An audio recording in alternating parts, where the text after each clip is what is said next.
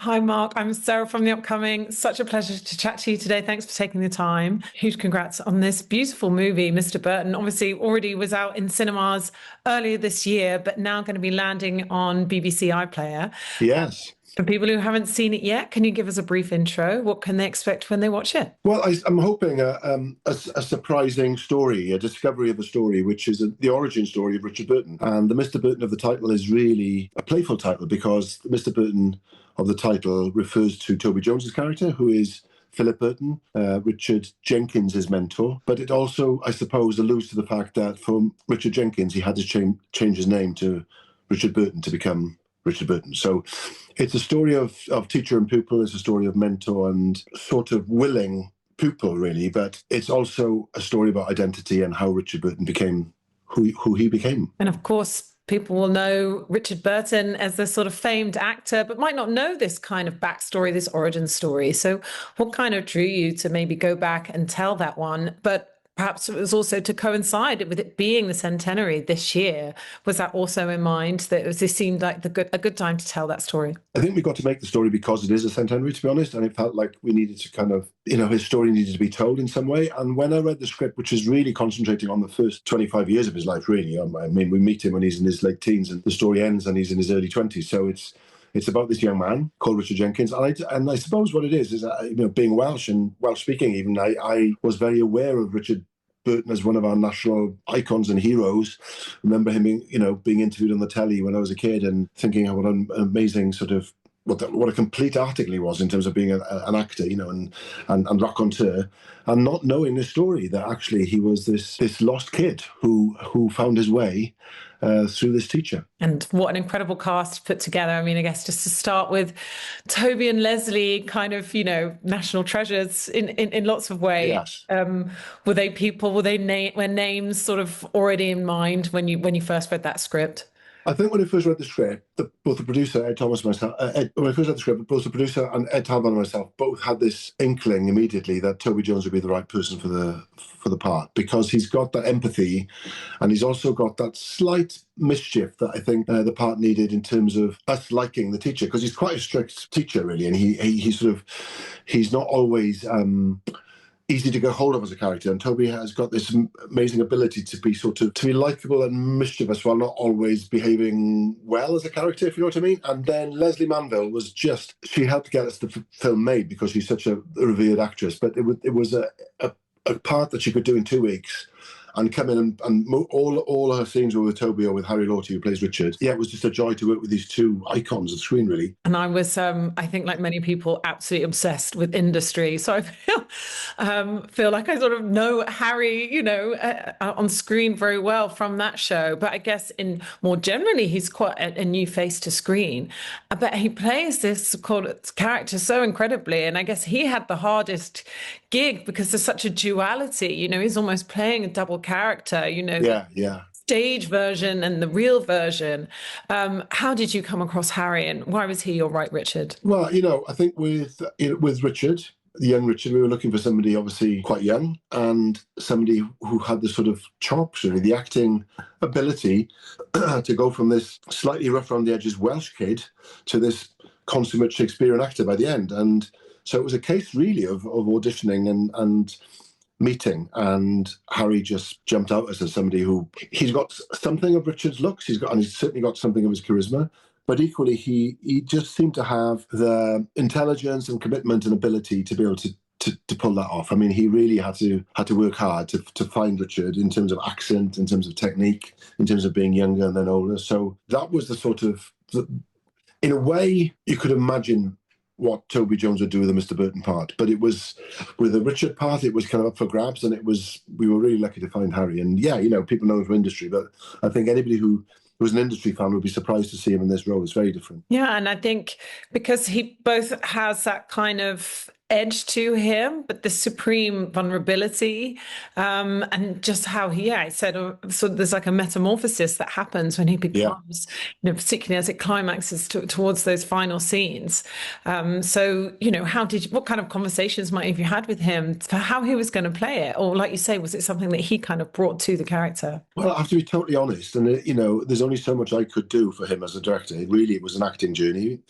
So obviously we found a really good dialogue coach for him. We made him feel safe. We talked a lot about the script, but at the end of the day, the achievement is purely his, nothing to do with me. I mean, we just, we picked the right person. He worked really hard, and we hopefully gave him the space in which to, to find his character and express himself in the way that he did. But it really is down to him. And had he not done that, really, the film would have fallen apart, because the film is about transformation. That's the kind of theme of the film, really, is that you have to, especially in that day and age, he had to give up a little of his Welshness and a little bit of who he was, to become this other person who was the Richard Burton that we know, this consummate Shakespearean actor. Now, the paradox, I suppose, is that you ask anybody who knows about Richard Burton, and the second thing they will say is Welsh. So he never lost his sense of identity, really.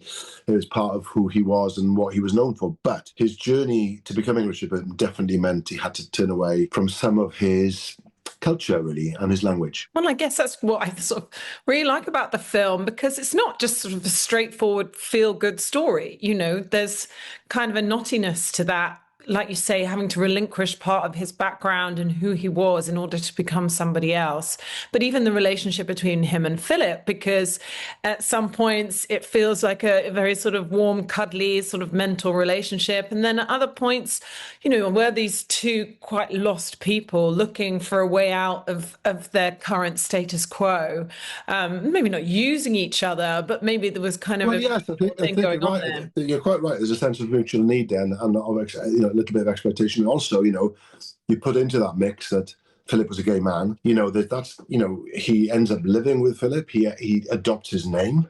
Well, I mean, if you heard of somebody doing that these days, it would really be kind of, you'd be scared of grooming, to use that word, and in a sense, in an old-fashioned way, he was grooming him to be a theatre actor. So it's a very ambiguous relationship. And on top of that, you have Richard's relationship with his own father, who he idolized in many ways, Welsh-speaking character in the pub, but, a neglectful alcoholic in many ways. So Richard is a confused young man, and he's looking for a way out. And you're right, Philip is his way out, but also Richard is Philip's project. And there's always a tension in those sort of, Star is Born kind of relationships, where at some point there's a tear in that relationship, because you have to let your protege go. And I guess in that sense, did you want to kind of nod towards, you didn't want to completely shy away from the fact that there probably were those rumors about what their relationship really entailed. So you kind of needed to mention it, but make it clear that in reality, that's not really what was going on.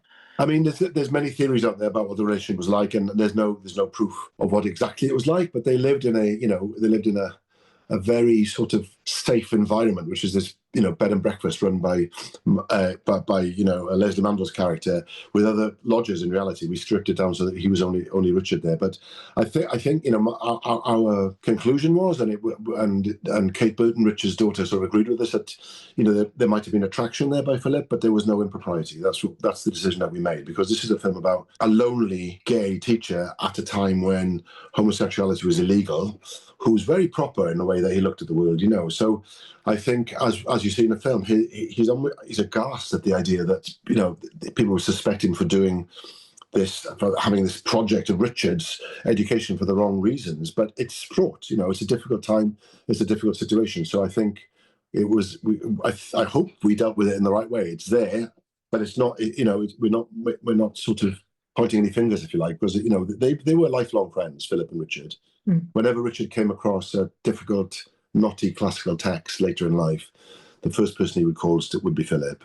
And Philip ended up living a very happy, quiet, gay life, later on when he lived in America when he was older. So, we're meeting two men, I think, on the cusp of becoming their true selves, if you like, or versions of themselves. Maybe it's not their true selves, they're finding their destiny, And obviously one of the key themes running through the film is about class. And it's something that, is brought up at, that moment when it's talking about getting into Oxbridge, and there's a callousness in the way how these things work. And I wondered how much, obviously that was true then. but probably it's still very true today, even when we look at the arts and how much access there is to people from completely different backgrounds. There's still sometimes, pressure on you to have a certain kind of accent or appear like you're from a certain background. So was that something that was quite important to thread through the story? I think what we felt was relevant about the script, if you like, which didn't need any help from us really, was this idea, and it's talked about all the time, how, especially when times are hard like they are now again, is that, if nothing else, you have to be quite wealthy to support yourself if you're in the arts, and also, privilege still exists, and, a certain way of speaking can be advantageous to you. I think in acting, the whole RP, receipt pronunciation argument, has been killed a little bit. I don't think you have to be posh to be an actor, but nevertheless, it's still a struggle to access the arts if you're poor, and you still need a really good teacher to pull you out of a situation which maybe you think is impossible and open the door for you, because it's hard. It's very difficult to operate still. And and I think if nothing else, on a very simple level, it's a story about the importance of great teaching, And there seems to be a really key line when he says, when push comes to shove, nobody wants me. And how... Oh my God, I know. There's that kind of double-edged thing, I think, with a lot of people, that whether it's musicians, whether it's actors, that sometimes coming from tragedy or coming from adversity can put a fire in people's bellies. Sure. Do you think that's definitely something that seems to be true? Well, I think, it's not for me to psychoanalyze Richard Burton, the real Richard Burton, but nevertheless, he was always looking for women in his life, and he was a motherless child. His sister was almost like a mother to him, but then, he was confused about. He came across as sort of as sort of having some self-loathing when it came to acting sometimes, because he felt it was effeminate, or there was all these confusions in his life which came from the period in which he lived, and also I think, as you say, it's a kind of this loneliness growing up, with an absent father, a mother who had died when he was still a baby, and this sort of slightly strange surrogate father, in Philip, who was definitely the man who opened the door for him, but nevertheless, sort of, it wasn't what we think of as a sort of average upbringing, it certainly wasn't in those days. So I think that, I'm sure, I can't speak for him, but that the fire in Richard's belly came from that, from a lot of these deep-rooted feelings that he felt when he was young, And tell us a bit about the shoot itself. I mean, being on location, recreating this era, and I guess having that backdrop of, how people were struggling to survive and how it was quite hard to break out of kind of the class you were born into, whether you were a miner's son or something else. It was, I work in Wales a lot because I'm from here, and you think you're going to find the Wales that you're looking for, and actually it's disappeared, a lot of it. So you had to create some of it. But we looked at a lot of photographs, and there's something about, when you portray poverty in that way, it's like they weren't slums. There were people who were very tidy, they were very clean, but they didn't have any money. And I'm hoping that the film captures, it's a little bit of a cliche in a way, but that pride that working class people had. They had nothing, and yet they had their pride. And I think, the houses in which Richard was brought. I think, for example, there's a struggle when he's living with his sister and his brother-in-law. There's a financial struggle, and the brother-in-law wants him out of the house because it's another mouth to feed. Right, that was very real, and that was very true of Richard's situation. I think it's we looked at a lot of photographs, a lot of early footage, and hopefully we've recreated that world without it being neither sentimental or too, if you like, betraying that sense of pride and trying to make the best of it that a lot of those people had. His father, admittedly, spent a lot of his time in the pub. So I think that was a sort of, we tried to represent that as well. Like, if you wanted to find his dad after work, you'd go to the pub in Pontrydyfen, that's where he'd be. But again, he was a miner, he was working underground, he was thirsty up to a point after work. And that the older Richard kind of romanticised that storytelling, drinking, joshing world of the pub as well. So, it's an interesting conundrum of emotion, really, that background gave him, I think. And did you have a favourite scene to shoot? I mean, I guess, perhaps that climactic one and the performance and them all sort of... Well, it's interesting. That was like a sort of job of work, because it was how do you portray a performance that obviously changed the world for Richard and the audience, because he was, how do you portray, if you like, a groundbreaking acting performance as an acting it's an acting job because the actor's playing the actor, right? But for me, it was some of the quieter scenes that I really adored. I loved the scene when they're both in matching pajamas, talking, and there's this sort of strange intimacy that kind of asks questions but doesn't quite answer them about where they are in their relationship. And I love that scene between sort of halfway through, isn't it, between Toby and Harry on the bed in the bed and breakfast. It's a very delicate scene, and they do it beautifully, I think. And what do you hope people take away from watching the movie? Or I guess because it's already been released out in cinemas, what have you found the reaction to be? I guess understanding more about, the origins of the Richard Burton, and also these themes that we've been talking about, being able to sort of break free from whatever you think you're constrained by in terms of your background. I mean, I think that certainly it's played really well to older audiences who remember Richard. That's definitely true. So if you remember Richard, then you're interested in him. And just like if you're interested in John Lennon, then Nowhere Boy is interesting, or Elizabeth's interesting. These stories that tell you where somebody came from, as opposed to who they became, I find more interesting than the sort of the biographical films that try and cover the whole thing. So I'm hoping that's enjoyable, the discovering what made Richard Burton. But also I think, I hope it resonates, because many of these themes, as you said, are still relevant, I think, and the glory of great teaching and of discovering a world through a teacher and how that can just transform, a young life, really. Definitely a vehicle to see what Harry can do next, because it really does seem. Oh my God, yeah. I'm hoping we've really shown the world what Harry Lorty, his potential, because I think he's remarkable actually in this. And I know it was funded by BBC Wales. How important is it to you, I guess, to have that backing, I guess, represent, Welsh culture, the arts, and obviously in more broadly in your work to kind of spotlight that?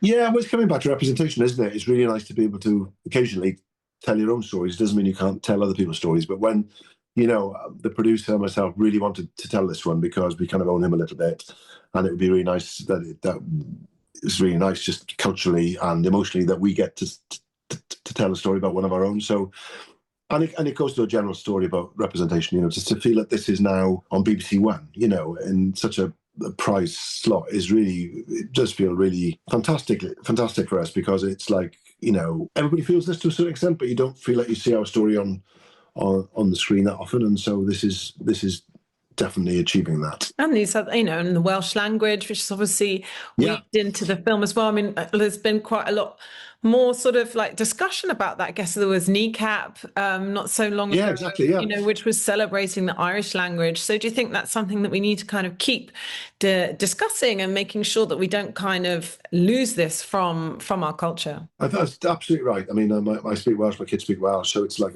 it's something that's very close to my heart. And it's almost just recognizing that exists and seeing how it can exist naturally in films like this. I mean, what is really interesting about Richard is that he went on this journey away from his culture in a way to become Richard Burton, to embrace, if you like, the height of English culture, which is Shakespearean English, right? And from there to Hollywood. And yet he never lost that sense of the Welsh language. There's an amazing clip actually of him and Elizabeth Taylor on the Sammy Davis Jr. show singing Adlan Amor, which is an old folk song we sing here in two-part harmony. And he was always going back to that well. And I think the bigger, and more extravagant his life became, in a way, there was a simplicity of that Welsh language childhood of his that meant a lot to him, I think. And to have that as part of the story, quite naturally part of the story, it sits very neatly against something more kind of in your face like Kneecap, which is another way of incorporating a minority language into a drama. But yeah, very proud of that. Very proud of that. And just very quickly, do you already know what you're going to work on next? Have you got your next project? I haven't actually. I'm here working on stuff. So I've made something since then in the Welsh language, which hasn't come out yet, which is a thing based on a film based on a play called Iphigenia in Splot that was in the National last year. We did a Welsh language version of that. So that hasn't come out yet. So that's sort of waiting to come out. And then I'm sort of waiting to see how things fall, hopefully, for what I'm doing next. You never know. You're always like at the mercy of the industry and all that. So I never presume, you know, that the next thing's going to happen in the way that I want it to, or indeed that I get to do what I want to do. But you try and you hope for the best. And have you got anything on your bucket list? Maybe a Welsh actor that you haven't worked with yet, or a story that Well, you know, there's a gentleman who's 80 this week, Anthony Hopkins, who I'd love to work with. But you know, there's a lot of Welsh actors that I admire and would love to incorporate into. You know, sometimes there's an argument, isn't it, about authenticity and playing who you are, and also there's an argument for playing who you're not. And I think actors want to do both. There's a part of me that always feels that I'm sort of looking sideways towards Wales, whether the story's set in Wales or not. I'm always trying to bring Welsh actors into the work. So, yeah, there's a bunch of them that I would like to work with. Well, hopefully Anthony Hopkins, Sir Anthony Hopkins on the fingers crossed. Well, thank you so much for sharing all that with me. A huge congrats on the movie, and can't wait. Thank you. Yeah, I haven't seen it yet to catch it on BBC iPlayer. Thanks so much.